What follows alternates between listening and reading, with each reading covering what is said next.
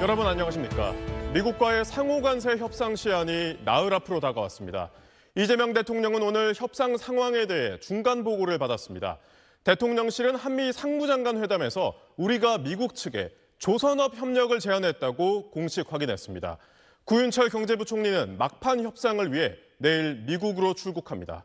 첫 소식 강민우 기자가 보도합니다. 이재명 대통령은 오늘 오후 미국 현지에서 협상을 진행해온 김정관 산업통상자원부 장관, 여한구 통상교섭본부장에게서 통상 협의 결과를 화상으로 보고받았습니다. 지난 주말 두 차례 진행된 한미 상무장관 회담에서 제안된 조선업 협력 등을 포함한 여러 이슈들에 대한 논의를 진전시켜 나가기 위해 한미 양국이 협의한 내용이 보고됐다고 대통령실은 전했습니다. 우리 정부의 제안엔 선박의 공동 건조와 상선과 함정의 유지, 보수, 정비, 즉 조선업 MRO가 포함된 걸로 전해졌습니다. 여기에 차세대 방산체계 관련 협력안이 포함된 사실도 파악됐습니다. 무인기용 항공모함, 무인 잠수함, 자율운항 선박 등의 건조를 위해 우리나라 인프라와 인력의 투입을 미국과 협력하겠다는 내용입니다. 국가안보실이 하나오션, HD 현대중공업 등 국내 주요 조선회사들과 조선업 관련 한미 협력 방안을 조율한 사실도 확인됐습니다. 일부 언론은 미국의 조선업을 다시 위대하게라는 뜻의 이른바 마스카 프로젝트를 우리 협상단이 미국 측에 제안했다고 전했습니다. 다만 대통령실은 확정되지 않은 사안으로 협상 진행 중인 상황에서 구체적인 내용을 확인해주기 어렵다고 밝혔습니다. 조선업 협력을 포함한 전체 대미 투자 규모도 관건입니다. 일본이 5,500억 달러의 대미 투자를 약속한 가운데 우리나라의 국내 총생산 GDP가 일본의 절반에 못 미치는 점에서 대미 투자 규모는 2,500억에서 3,000억 달러 정도에서 합의가 가능할 거란 관측도 나옵니다. 이재명 대통령의 국익 최우선 원칙 아래 모든 내각과 대통령실이 원팀으로 총력 대응하고 있다. 구윤철 기획재정부 장관은 내일 미국으로 출발해 현지 시간으로 오는 31일 스콧 베선트 미국 재무장관과 막판 협상을 벌입니다. 미국에 머물던 김정관 장관 등도 미국 측 협상단의 일정에 맞춰 유럽으로 떠난 것으로 전해졌습니다. SBS 강민우입니다. 세계 무역의 80%는 바닷길을 통해 이루어집니다. 미국 국적의 선박은 200척이 되지 않지만 중국 국적은 7,000척이 넘습니다. 미국의 조선업은 수십 년간 쇠락해 사실상 자체 건조 역량을 상실한 반면에 해양 불길을 앞세운 중국의 조선 산업 육성은 해군력 증강으로도 이어져 이 조선업이 미중 패권 경쟁에도 핵심 변수가 됐습니다. 현재 우리나라는 전 세계 선박 건조의 28%를 담당하고 있습니다. 미국 입장에서는 중국을 견제할 능력을 가진 우리의 협력이 필요한 상황입니다. 조선협력이 미국과의 관세 협상에서 한국식 해법의 최적 카드가 될 수 있을지 김관진 기자가 짚어봤습니다. 미국 필라델피아의 필리조선소. 과거 해군 함정 건조를 시작으로 한때 미국 조선업의 영광으로까지 불렸던 곳이지만 쇠락을 거듭하다 지난해 한화오션에 인수됐습니다. 이후 한화해운이 발주한 3,500억 원짜리 LNG 운반선을 수주하며 미국 조선소로는 50년 만에 LNG 운반선 수주 기록을 세웠습니다. 실제 건조는 대부분 국내 옥포 조선소에서 이루어지지만 현지 직원 양성과 기술 전수 과정 등 건조 능력을 단계적으로 이양할 예정이어서 한미 조선 협력의 대표 사례로 꼽힙니다. HD 현대는 미국 조선해운사 에디슨 슈에스트 오프쇼어와 함께 컨테이너 선박을 공동 건조하기로 하고 자동화 솔루션, 로봇 용접 등 현지 인프라 확충 방안 등을 논의 중입니다. 이런 협력 사례는 조선 산업 재건을 시도하는 미국 입장에서 매력적인 카드일 수밖에 없습니다. To boost our defense industrial base, we are also going to resurrect the American shipbuilding industry, including commercial shipbuilding and military shipbuilding.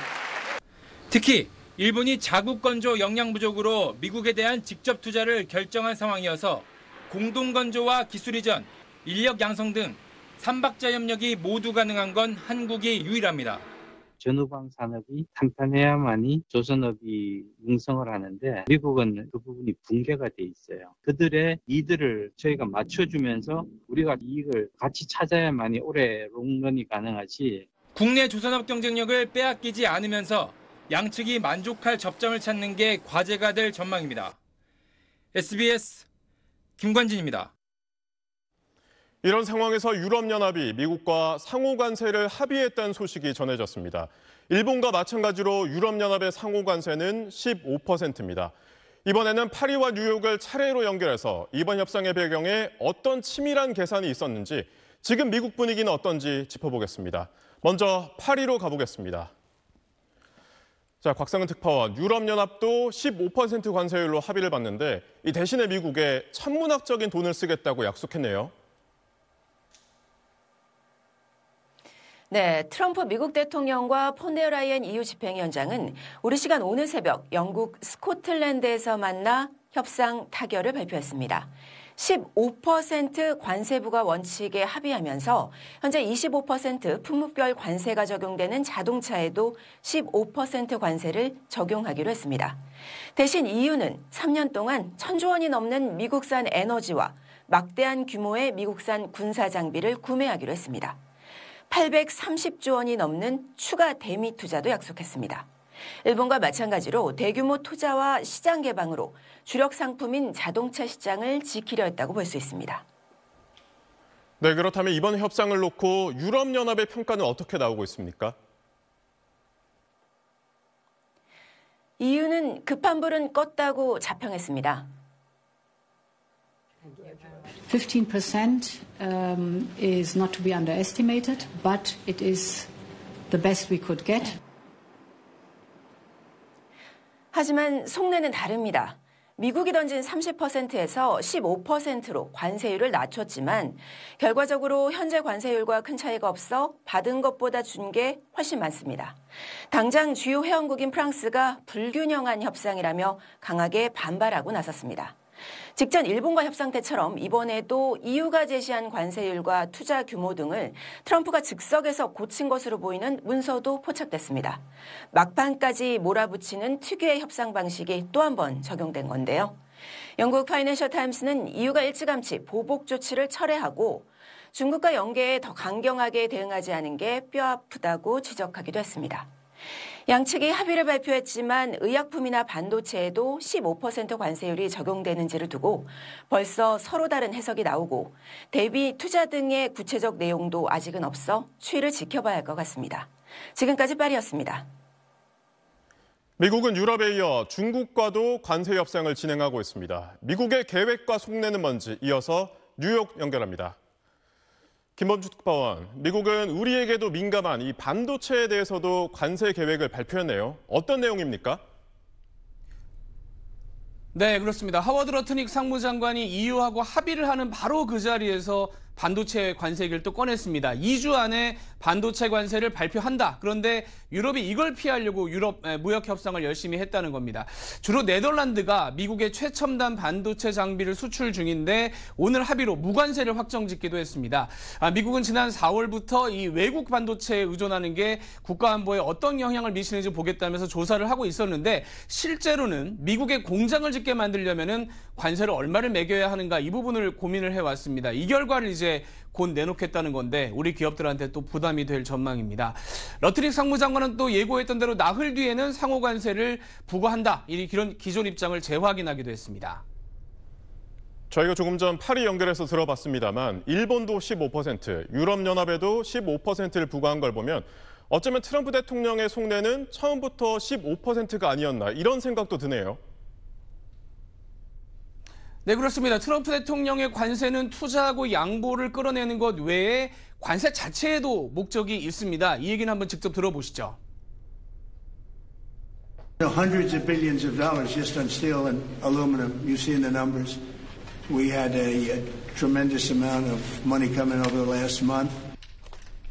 We have 3 or 4 sticking points. I'd rather not get in. We'll be discussing. 네, 미국 정부 적자를 관세로 메꾸겠다 이런 생각이어서 처음부터 말씀하신 대로 15%를 기본으로 보고 협상을 했던 건 아니냐 이런 얘기가 나오고 있습니다. 아직 주요 무역국 중에 우리나라와 함께 멕시코, 캐나다, 타이완 이런 정도가 남아 있는데 이런 부분이 앞으로 협상에서 관건이 될 전망입니다. 지금까지 뉴욕이었습니다. 들으신 것처럼 상호 관세 15%가 새로운 기준이 되는 분위기입니다. 특히 미국 시장에서 우리와의 경쟁이 치열한 일본과 유럽연합이 이미 15%에 합의했기 때문에 우리는 그보다 낮거나 최소한 비슷한 수준의 협상 결과가 필요합니다. 반대로 상대적으로 더 높을 경우에 우리 제조업 전반에는 막대한 타격과 큰 후폭풍이 우려됩니다. 박재현 기자의 보도입니다. 한국에서 생산해 미국으로 수출되는 현대차 팰리세이드에 현재의 25% 관세가 유지되면 미국에서 생산되는 도요타의 하이랜더보다 비싸집니다. 현대차와 기아의 미국 현지 생산 비율은 혼다와 도요타 등 일본 업체보다 낮기 때문에 관세율 자체가 높아질수록 국내 업체들은 더 큰 타격을 받습니다. 일본과 독일산 자동차 관세가 15%로 정해진 상황에서 우리가 더 높은 관세율을 적용받게 된다면 그 충격은 가늠하기도 어렵습니다. 한국 수출차는 동급 대비 낮은 가격으로 경쟁력을 유지해온 측면이 크기 때문입니다.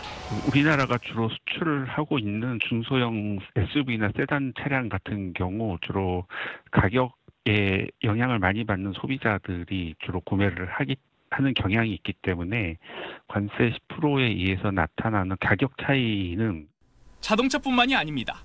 미국 시장에서 수출 경합도는 일본과 독일이 0.52와 0.41로 1, 2위를 기록하고 있습니다. 수출 경합도가 1에 가까울수록 같은 품목을 미국에 주로 수출해 경쟁도가 치열하다는 뜻입니다. 상호 관세가 15%보다 높은 수준으로 결정되면 기계, 전자제품, 화학제품 등 제조업 전반의 수출 감소와 생산 타격으로 이어질 수 있는 겁니다. 대기업들은 현지 생산을 늘리는 등 활로를 찾고 있지만 이조차도 어려운 중견, 중소기업은 초조함 속에서 관세 협상 결과를 지켜볼 수밖에 없습니다. 관세가 이제 맞게 되면은 아무래도 수출이 적어지겠죠. 근데 그만큼 국내 타격이 있긴 있겠죠. 현대가 미국으로 이제 가는 그런 걸 좀 그런 대기업이나 이제 그렇게 하는 거지 중소기업체는 그런 걸 생각도 못하고. 경쟁국들의 잇따른 관세 타결로 협상 시한 막바지까지 몰린 한국의 부담이 최고조에 달한 상황입니다. SBS 박지현입니다. 우리 정부 입장에선 미국과의 관세 협상을 타결하는 게 발등에 떨어진 불이지만 협상 내용에 따라서는 국내 여론을 설득해야 하는 더 어려운 문제가 남습니다. 농민단체는 농축산물 시장 추가 개방 조짐에 반발하면서 대통령실 앞에서 상복을 입고 시위를 벌였습니다. 이어서 엄민재 기자의 보도입니다. 농민들이 대통령실 앞에 상복을 입고 모였습니다. 제사상에 놓인 건 쌀, 한우, 사과와 감자, 미국의 추가 개방 압력이 높다고 알려진 품목들입니다. 이들은 농축산물 추가 개방은 곧 생존권 말살이자 식량주권 상실이라고 목소리를 높였습니다. 우리에게 또 고통을 감내하라는 것입니다. 소중한 생업을 포기하라는 말이 아니겠습니까? 농축산물 희생을 지렛대 삼는 협상 전략에 분노한다고도 했습니다. 반도체, 자동차 등 다른 산업을 위한 전략적 희생양이 되어서는 안 됩니다. 대통령실은 농축산물에 대한 미국의 요구가 있는 건 사실이라고 인정했습니다. 농축산물에 대한 요구가 있는 것도 사실입니다만 가능한 국내 산업 보호를 위해서 양보의 폭을 최소화하기 위해서 노력하고 있다는 점. 앞서 관세 협상을 마친 국가들이 농수산물 시장 개방과 대규모 구매를 협상 카드로 쓴 데다가 트럼프 대통령의 핵심 지지 기반이 판벨트, 즉 농민층이라는 점에서 미국의 압박은 상당한 것으로 전해집니다. 관심은 소고기와 쌀입니다. 30개월 이상 소고기에 대해 일본과 중국 등이 이미 수입을 허용해 사실상 우리나라만 수입 제한을 고수하는 상황입니다. 다만 광우병 파동을 겪으면서 먹거리 안전에 극도로 예민해진 국민 여론이 문제입니다. 쌀 문제는 더 복잡합니다. 일본은 무관세로 수입하는 외국산 쌀 수입 쿼터를 77만 톤으로 유지하면서 미국산 비중을 늘리기로 합의했습니다. 우리는 미국을 포함한 5개국, 연간 40만 8,700톤에 대해 5%의 저율 관세를 적용하고 있는데 미국산 쌀 수입을 늘리려면 세계무역기구와 국가별 물량 등을 다시 협상해야 합니다. 만일 협상 타결을 위해 농축산물 추가 개방에 합의할 경우 대대적인 투쟁을 예고한 농축산업계를 설득해야 하는 만만치 않은 과제에 곧바로 직면할 전망입니다. SBS 엄민재입니다.